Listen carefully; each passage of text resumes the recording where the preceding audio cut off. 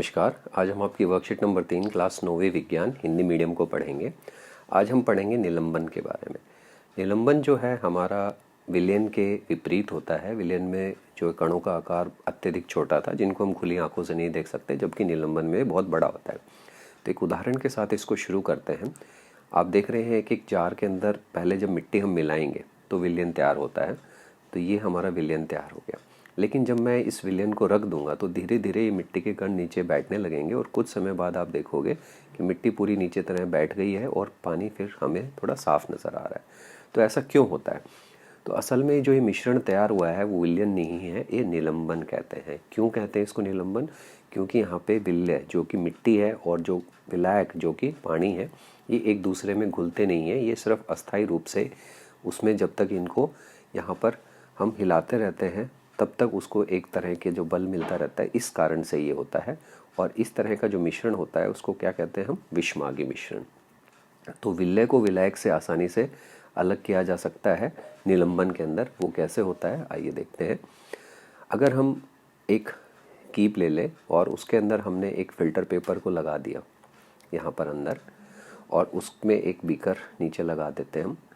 ऊपर से जो हमने हमारा जो ये तैयार किया गया विलयन या निलंबन था, इसको धीरे धीरे डालेंगे, या हम जो पहला हिस्सा था हमारा उसमें डालेंगे तो देखेंगे कि यहाँ पर फिल्टर पेपर में मिट्टी के कण इकट्ठे हो गए और यहाँ पर आपको साफ जल मिल रहा है। तो इससे पता चलता है कि फ़िल्टर पेपर जो है आसानी से जो है यहाँ पे विलय और विलायक को अलग कर सकता है। क्यों कर सकता है ये आपको निलंबन के गुण से पता चल जाएगा, क्योंकि ये एक विषमागी मिश्रण होता है और अगर हम इसको कुछ समय के लिए शांत भी रख दें तो भी जो है ये आपके विलय इसके अंदर नीचे बैठ जाते हैं। सबसे बड़ा कारण क्या है? क्योंकि इसके कणों का आकार बड़ा होने की वजह से आंखों से देखे जा सकते हैं और पृथक भी किए जा सकते हैं। तीसरा, निलंबन कण प्रकाश की किरणों को फैला देते हैं जिससे उनका मार्ग पथ तब दिखाई देता है। अब अगर बड़े कण होंगे तो उसके अंदर से जब प्रकाश की किरणें जाएंगी तो ये उनको ऐसे फैला देंगे, जिससे क्या होगा कि हमें अंदर रास्ता दिखाई देगा। और ये जब प्रकाश की किरणों को फैलाने का जो तरीका होता है उसको टिंडल प्रभाव जाना जाता है या कहा जाता है, क्योंकि टिंडल नाम के वैज्ञानिक ने इसको बताया था। इन्हें चाणक विधि से अलग किया जा सकता है। तो ये 4 निलंबन के गुण हैं। पहला प्रश्न हमारा है, क्या निलंबन में से प्रकाश का पथ दिखाई देता है? कारण लिखिए।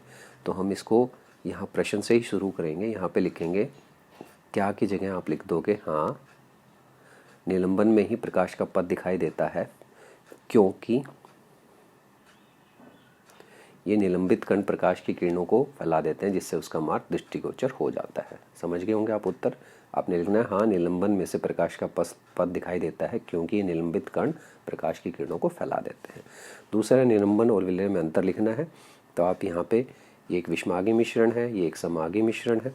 ठीक है, ये आपको ये वाला जो है निलंबन के बारे में है और ये आपका विलयन के बारे में है। ये कण आँखों से दिखाई नहीं देते।